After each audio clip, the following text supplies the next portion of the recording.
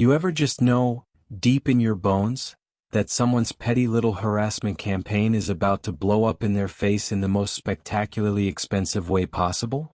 I might not hold a world record, but I'm definitely a top contender for the most mailboxes systematically destroyed on a single rural property before deciding I'd had gloriously enough. So settle in, maybe grab a drink because this one's a ride. And hey, while you're at it, drop a comment letting me know where you're watching from. I love seeing how far these stories travel. Because folks, the saga of how my humble mailbox ended up going toe-to-toe with the HOA's self-appointed vehicular enforcer, and one, is something you truly have to hear to believe. It all ended with his precious patrol truck looking like it had tried to pick a fight with a steel-reinforced concrete bunker, and lost. Badly. My little slice of heaven, if you can call 30 acres of scrubby Texas brush and heat-seeking mosquitoes heaven, sits on the edge of what they charmingly call Ponderosa Pines Ranch Estates. Less ponderosa, more prickly pear. But the estates part meant we had an HOA. Not just any HOA, ours came with Bartholomew Barty Higgins as president, and more importantly, the self-declared commander of the Neighborhood Safety and Beautification Committee. Barty was the kind of guy whose retirement from mid-level paperclip logistics had left a power vacuum in his soul, one he filled by micromanaging every blade of grass and stray tumbleweed within a 5-meter radius. Perpetually sunburned, fond of oversized cargo shorts, and never seen without his utility-belted phone holster, he ruled from behind the wheel of a municipal beige Ford F-150 he dubbed CPV-1, Community Patrol Vehicle 1. We just called it Bart's Big Beige Battle Wagon. At first it was subtle. My standard rural mailbox, perched at the end of a long gravel driveway, was leaning oddly one Tuesday. The door was bent, the flag snapped off. Annoying, but I hammered it back into shape and carried on. A week later it was flattened. Not clipped, crushed. Tire tracks in the soft shoulder told a very clear story. So I upgraded. Steel box. Reinforced post. Quick-set concrete. That version lasted 9 days. Next one? Smashed even worse. Splintered post. The box was barely recognizable. This time I found a faint beige paint smear. Beige, like Barty's truck. Now I was getting suspicious. This wasn't kids. It wasn't random. It was targeted. I started keeping a log. Photos. Dates. Measurements. Tire marks next to a ruler. My wife, ever the voice of reason, just sighed and said, "Don't let him get to you, dear. He's just a sad little man with a big truck." But here's the thing, I'm an engineer. And to me this wasn't just petty vandalism anymore. It was a challenge. One that needed a solution. And Barty? He had no clue what kind of game he'd just stepped into. Mailbox number 4 met its end on a bright Thursday morning. This time I found a tiny chip of plastic embedded in the wreckage. Beige again. Definitely from a fender flare. That was the last straw. I stopped playing defense. It was time to escalate. Not with confrontation, but with documentation. Strategy. Precision. So I dug out an old wildlife cam, strapped it to a mesquite tree and waited. And what that grainy footage eventually captured. It didn't just justify my suspicion, it kicked off a glorious chain of events that ended with CPV-1 looking like it lost a bar fight with a parking barrier. But that's getting ahead of the story. It wasn't a smoking gun, but it was close. Uncomfortably close to where my mailbox used to be. Let's call it a very smoky cap pistol. Still, it confirmed what I already suspected. This wasn't reckless driving. This was deliberate. He was swerving toward the shoulder, my shoulder, aiming to take out the mailbox. What? Spite? Power trip? Or maybe Barty Higgins just really hated the color I chose. Armed with my new, blurry yet damning evidence, I decided it was time for a face-to-face. I found Barty holding court by the community bulletin board, lecturing a thoroughly confused retiree on the correct shade of beige to paint her garden gnomes. "Barty," I said, holding up my phone with the video paused mid-swerve, "we need to talk about my mailbox." He squinted at the screen, his brow furrowing. "What's this supposed to be?" he barked. "Looks like a truck driving down a road. Perfectly normal." I tapped the timestamp. "That's your truck, Barty? Right around the time my third mailbox was destroyed. And it looks an awful lot like you're aiming for it." His chest puffed. His face darkened a few shades past sunburn. "Now you listen here. I resent that accusation. That road's narrow. If your mailbox wasn't practically sitting in it, maybe it wouldn't get hit." He launched into a tirade about how I was trying to cause trouble, how my property was an eyesore, it wasn't, and how my accusations were slanderous. He dismissed the video as inconclusive garbage, and warned me against making false reports. Then as I turned to leave, he shouted after me, "Maybe if your mailbox wasn't so flimsy." Flimsy. The word hung in the air like a challenge. Cool. Perfect. Devious. If Barty wanted a war on mailboxes, by God, I'd give him a battlefield. He thought they were flimsy? Oh, I'd show him flimsy. The problem-solving part of my brain, the one that had spent decades designing, testing, and stress-loading real-world equipment, started whirring to life. I wasn't just going to build a stronger mailbox. I was going to build a monument. A shrine to malicious compliance. A steel and concrete middle finger with a red flag. Back home, I dug out an old drafting pad. The Ponderosa Pines HOA bylaws were thicker than a phone book for a town twice the size. I'd read them cover to cover when I moved in, mostly out of morbid curiosity. I flipped to the section on mailboxes. Mailboxes must conform to USPS regulations for size, height, and accessibility. Mailboxes and supporting posts must be kept in good repair and present a neat appearance. Not one word about what they couldn't be made of. Not a single syllable about structural limits. An evil grin spread across my face. "Oh Barty, you magnificent beige imbecile. You just gave me everything I needed. This wasn't about mail anymore. This was about principle. And, if I'm honest, a little bit about the joy of watching a bully hoist himself on his own petard. Or in this case, impale his F-150 on his own ego." First step? Research. I dug into the USPS Postal Operations Manual, specifically Section D041, Customer Mail Receptacles. It specified height 41 to 45 inches from the road surface, setback 6 to 8 inches from the edge, and structural recommendations. Recommendations, mind you, that post should be designed to yield or break away if struck by a vehicle. The spirit of the law. But the letter? It didn't forbid anything stronger. Especially not on a rural route with no curb and a wide shoulder. Safety-oriented, yes. Mandatory? No. Time to interpret sturdy, in the most biblical sense. My wife found me at the kitchen table that night surrounded by sketches that looked more like a medieval siege weapon than a mailbox. "What in the name of St. Postman are you building now?" she asked, peering at the plans. "That," I said, tapping the blueprint, "is the Higgins Mark V indestructible mail delivery system. Or as I like to call it, Bart's Bane. I don't have a formal degree in engineering, but a lifetime of ranch work teaches you how to build things that last. Welding, rigging, reinforcing gates so they survive cattle and storms and, on occasion, drunken cousins with trucks. I had a 10-foot section of 6-inch steel well casing pipe left over from a water project. Perfect. I'd sink it 4 feet into the ground and encase it in concrete. Lots of concrete. We're talking a cubic yard. The box. Heavy gauge steel. Internally reinforced.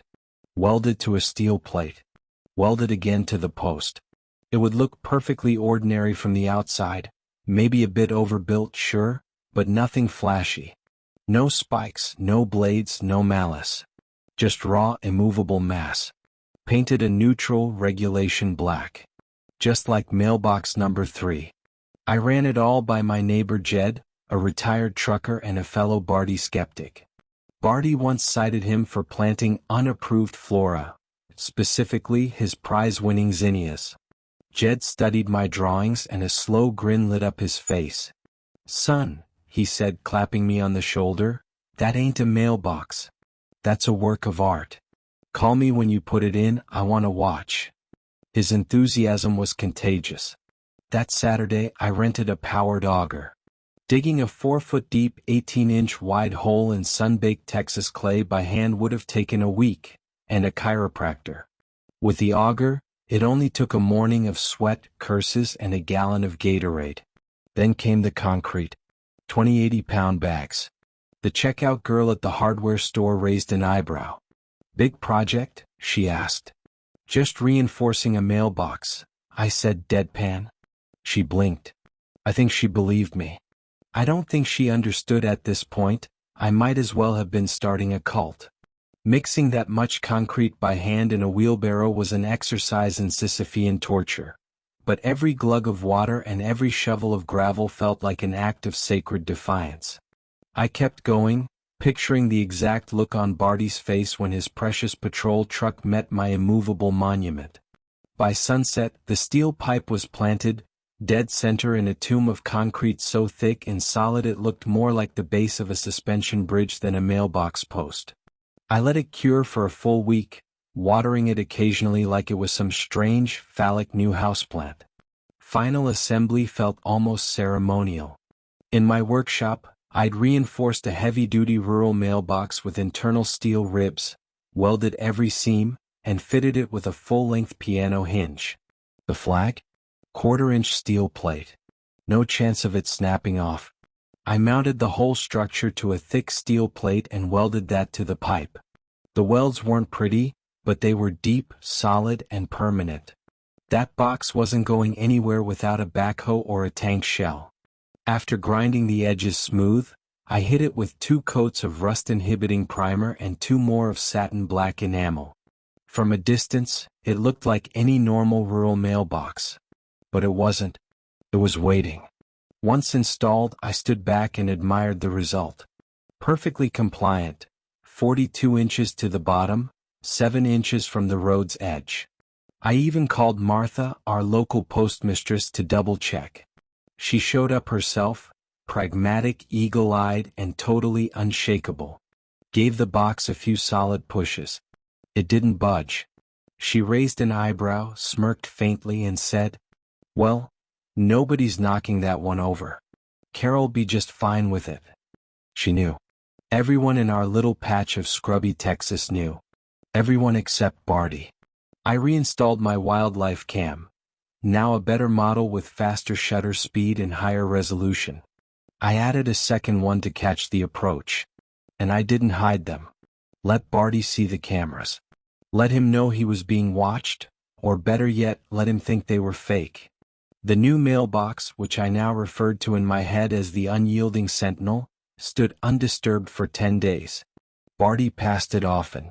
Slowed down once or twice. I imagined him squinting at it from behind the wheel of his beige land yacht, puzzled by its stoic presence. Once he even stopped to gloat. I was out front, weeding, mostly just loitering with a rake, and he leaned out the window. Well. "Another new mailbox, I see," he said, voice thick with smirk. "Going for a more robust model this time, are we? Let's see how long this one lasts against the elements." "The elements, right?" I smiled, all innocence. "Just trying something different, Barty?"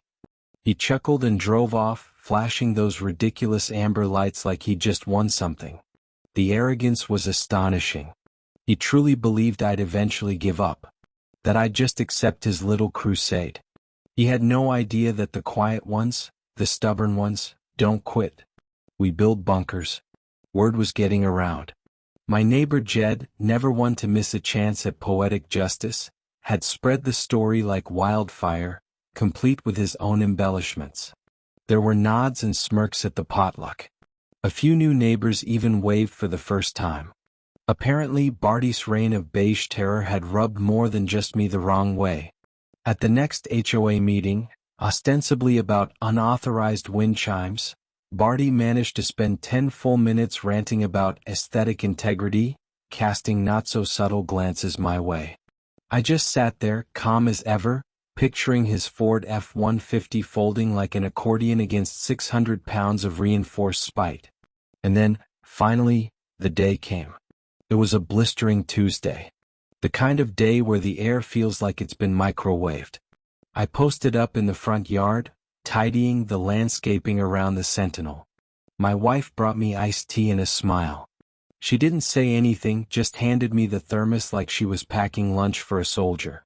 At exactly 10:30 a.m. I heard it. The soft rumble of the beige beast. Barty's truck. Showtime. He was on his usual morning patrol, probably hunting someone down for a patio umbrella that clashed with HOA-approved taupe. I kept my head down, rake in hand, eyes on the crabgrass. Through my peripheral vision I saw him approach.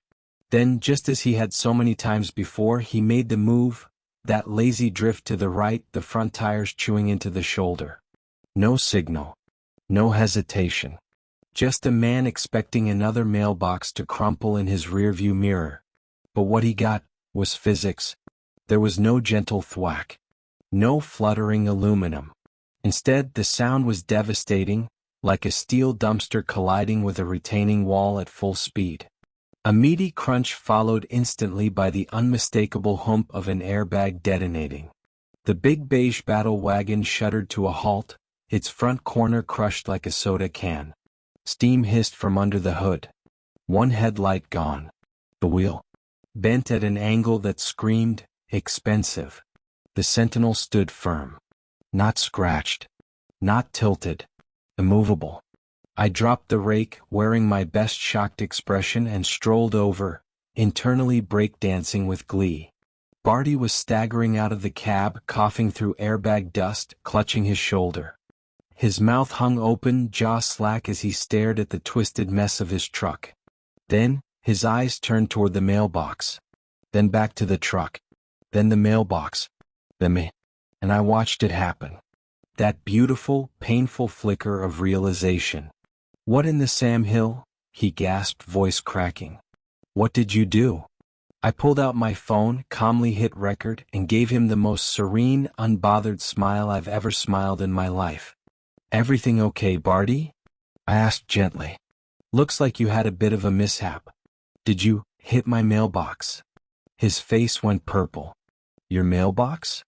That thing is a hazard. It's a weapon. You did this on purpose. You damaged my vehicle on purpose. I'll have you arrested. I'll sue you for every penny you've got." He was sputtering now, a furious tangle of indignation and embarrassment. And I just let him rage. Because the mailbox was perfectly legal. The cameras were recording. And Barty Higgins had finally rammed headfirst into consequences. Barty was now fully in performance mode. Arms flailing, face flushed, and voice cracking with indignation. "Hold on, Barty," I said calmly, phone still trained on him. "This is a standard USPS-compliant mailbox. Been sitting here for nearly 2 weeks now. Solid? Sure. Because I got tired of it getting vandalized. But it's right there on my property, minding its own business. You're the one who drove into it." I gestured toward the clear set of tire tracks that led directly from the road onto the shoulder and into the steel post. "And this isn't exactly the first time you've gotten a little too close. I've got footage." At the word footage his eyes flicked wide, just a twitch, but I saw it. By now, neighbors had started emerging from their homes, drawn by the thunderous crunch. A few wandered to the end of their driveways, coffee mugs in hand, pretending to check the weather. But the smirk said it all. Jed was ambling up too, practically glowing. The public humiliation phase had commenced right on schedule. Barty looked from the dented truck to the unscathed mailbox, then to the slowly growing crowd, and began to wilt. His bluster remained, but now it came with a noticeable undertone of panic. He knew. Everyone did. He'd miscalculated badly. Then came Deputy Miller from the county sheriff's office, a calm, no-nonsense young woman with the look of someone who'd long since run out of patience for HOA drama. Barty had called her in a fit of fury, yelling about a booby-trapped mailbox, a weaponized post, and some kind of elaborate ambush. She listened patiently to his increasingly unhinged explanation, jotting down notes with the weary grace of someone cataloging yet another bizarre rural dispute. When he finally paused for breath, I offered my side. A mailbox. On my property. Fully compliant with USPS standards. Backed up by photographic and video evidence of repeated accidents.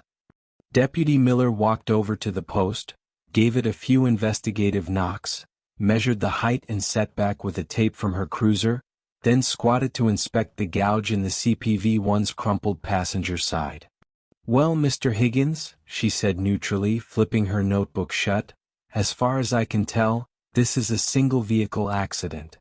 You appear to have failed to maintain your lane and struck a stationary object."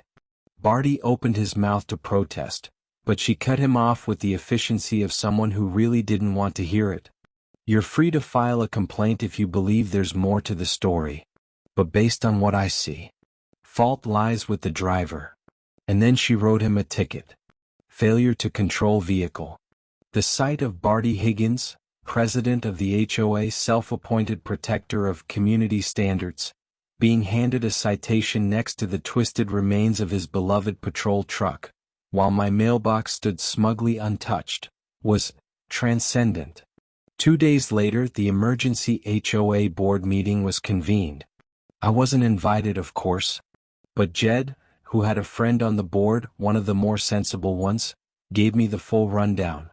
Barty had tried to spin some wild tale about my aggressive and unlawful installation of a dangerous object. He demanded the HOA sue me, force me to remove the mailbox, and pay for the CPV-1's repairs. That's when my package arrived. Each board member received, by courier, printouts of all 4 previous mailbox demolitions. Photos, dates, damage. A USB with video of Barty's truck swerving at mailbox number 3. A crystal clear video of him smashing into the Sentinel, complete with his raging post-impact outburst. A copy of USPS mailbox standards. And a calm, formal letter from my lawyer, my cousin who owed me a favor and specializes in property law, outlining my rights and warning that any harassment or legal threats would be met with vigorous legal response. According to Jed, the atmosphere in the room shifted instantly. The evidence wasn't just damning, it was thorough, deliberate, and impossible to ignore. The board, finally faced with the full weight of Barty's reckless behavior and the looming specter of a lawsuit, folded fast. They voted to table any discussion about my mailbox indefinitely. They also informed Barty that the HOA would not be covering any of his vehicle repairs, legal fees, or crusades moving forward. Turns out, the CPV-1 was his personal truck all along, just dressed up with magnetic signs and eBay roof lights. It was his own little fantasy vehicle. And now it was his financial burden too. The fallout came swift and satisfying. Barty had to pay several $1,000s out of pocket for repairs. He was quietly removed from his self-appointed role on the Neighborhood Safety and Beautification Committee, which was handed over to a retired botanist who actually cared about beautification, not surveillance. At the next HOA election, Barty didn't even run. Whether it was shame, burnout, or just the sting of being publicly outmaneuvered by a mailbox, he vanished from the limelight. The unyielding Sentinel became something of a local landmark. Folks slowed down to look. Some stopped to take pictures. Carol, my mail carrier, always gave it a cheerful pat when dropping off the mail. She once told me it was the most talked about mailbox on her entire route. Life, blessedly, returned to normal. Except now it came with a faint metallic clink, the sound of incoming mail meeting half-inch reinforced steel. And every time I heard it, I smiled. Looking back, the whole ordeal was a masterclass in absurdity. Barty Higgins had built a little empire of control. But in trying to dominate every blade of grass and every garden gnome, he picked a fight with something he couldn't bully. A steel post and a man who knew exactly how to use it. He saw me as just another rancher with a flimsy mailbox. What he got was methodical resistance, documented evidence, and the most dangerous thing of all, compliance with the rules. It was poetic. It was lawful. It was unbreakable. And it worked. So, what's the craziest HOA encounter you have ever had? What was your most creative response to a neighborhood tyrant or petty nuisance? Drop your story in the comments. I'd love to hear it. And if you enjoyed this tale of vindication, vengeance, and reinforced mailbox justice, don't forget to like, share, and subscribe. More stories are coming, because sometimes the world needs a reminder that the smallest victories can be made of steel.